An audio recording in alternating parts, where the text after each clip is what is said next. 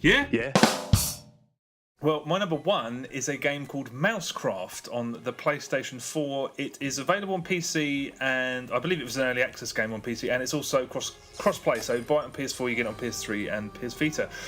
This is not on your list, no? No, I did play a bit, but yeah, it was more of a number 6 type situation. I knew you'd be talking about it and probably better equipped to talk about it. Okay, well, yeah, it's out now. It's described as Tetris meets Lemmings, and that is exactly what it is. There isn't a whole lot you can say about the concept because it makes perfect sense as an idea, and the game works just quite beautifully, really.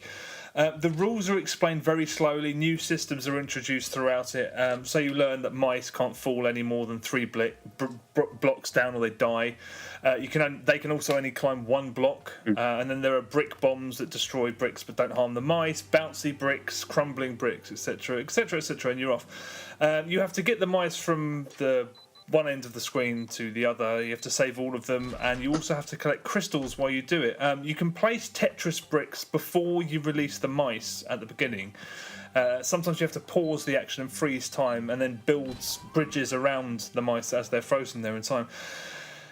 In terms of difficulty, completing levels is reasonably straightforward, but collecting all of the crystals, I found, I have to be honest, insanely difficult sometimes. I read the Eurogamer review today, and it was the guy that reviewed it said it was really easy, where I could finish levels, but going and collecting all of the crystals, I found just insane at some points. I just ran into problems constantly. I was surprised that I thought everyone was going to come out saying how difficult it is, but maybe that's just me. There are mechanical issues as well. I mean, this was an early access game, like I said, but there are some surprising oversights, like these little mice, these rats. There's these automated rats that you have to avoid, that they behave exactly the same as the mice do. But you can't, because there's a speed up time button, but you can't speed up time if you're trying to move those rats around into a specific position before starting the game, because speeding up time is on exactly the same button that's used to release the mice. Yeah. So you're like, when I have a device in my hand that has like 20 plus inputs on it, why am I using the same button to do two things? You know, it's just a strange oversight. And also, the mice make their next move, because they kind of move in this slightly, you know, it's almost like a block-based strategy game. They move and then they move and they move. They move in the same movement as they finish their previous one, if that makes any sense at all. So in one instance, I had to place a block between 2 mice, and I kept placing the block directly between them at exactly the right moment. But the mouse that I was trying to block off, he hadn't moved when I placed the block, but it still moved as it intended to, so it walked through the block behind it and then just died instantly. So, I mean, it's a deeply unsatisfying system because you're at the behest of bad programming. The animation is poorly done. It wasn't stopped by that wall. It just walked into a wall and died. And that cannot have been intentional. It's just a scrappy thing that frustrated me a couple of times.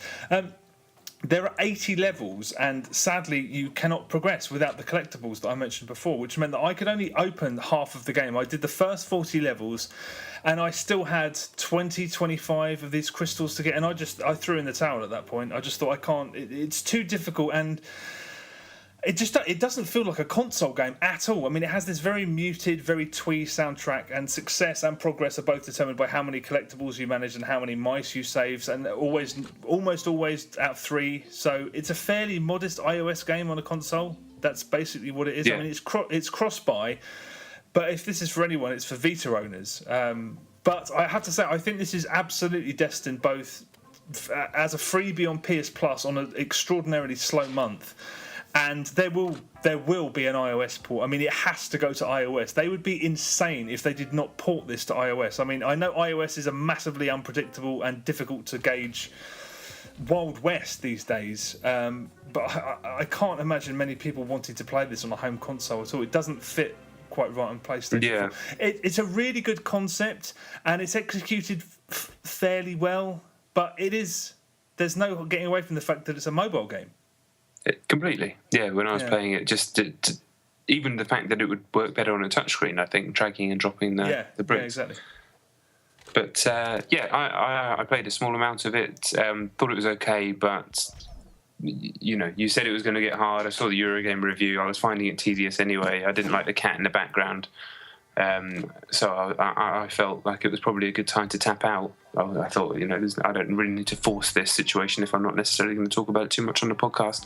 But it's difficult one, isn't it? It's like, go out and get MouseCraft. Man, probably not. Yeah. Does anyone need to play this? I don't know.